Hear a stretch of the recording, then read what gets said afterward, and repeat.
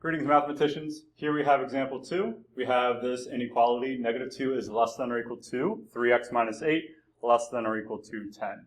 So what we need to do, this is an AND statement inequality. We need to isolate the variable x in here, okay?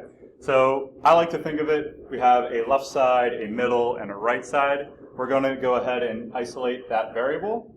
In order to do so, I need to get rid of this minus 8. So in order to get rid of that minus 8, we're going to do the inverse operation. So we're going to add h to the left, the center, and to the right. Okay, so these 8's cancel out. Okay, and then we're just going to go ahead and write an equivalent inequality down below.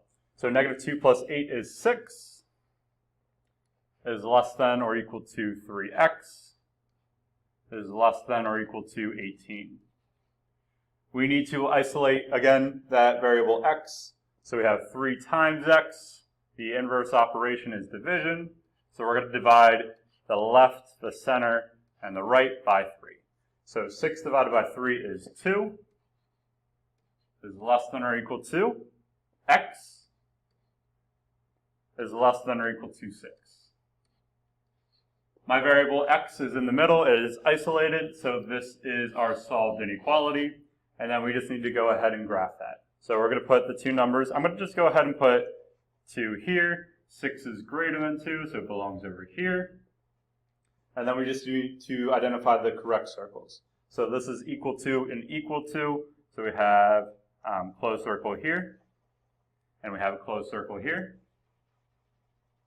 And this is that AND statement, right? So x is, this is the correct inequalities, right? It's bigger than 2. But it's also less than 6. So that means that we're going to shade this center region right here. And that's our graph.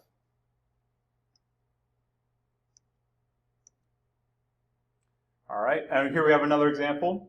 So we have the inequality, negative 1 is less than or equal to negative 3x plus 2 is less than or equal to 8. So again, we need to isolate that variable, right? We need to solve for x. So I'm going to go ahead and I want to get rid of this plus 2. So I'm going to subtract 2 here. Again, left, center, and right. Write a new equivalent inequality. Negative 1 minus 2 is negative 3.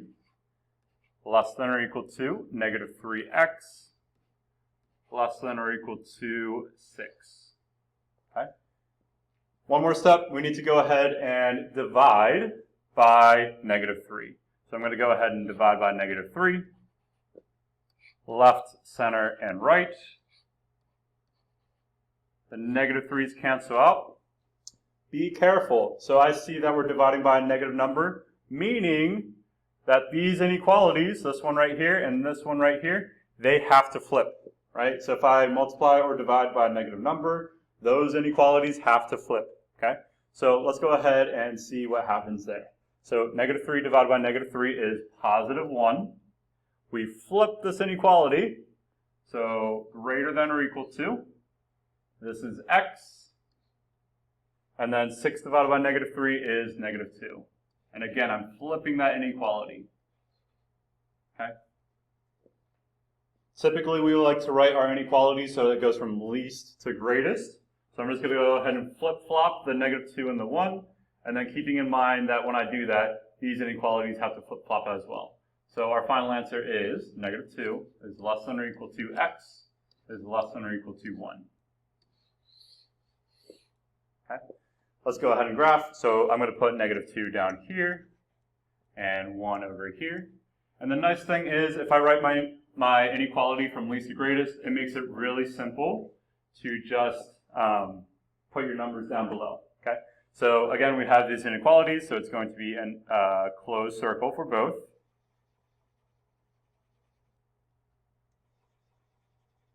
And again, I'm thinking about this, right? X is bigger than negative 2, but it's less than 1, meaning that we shade that center region right there.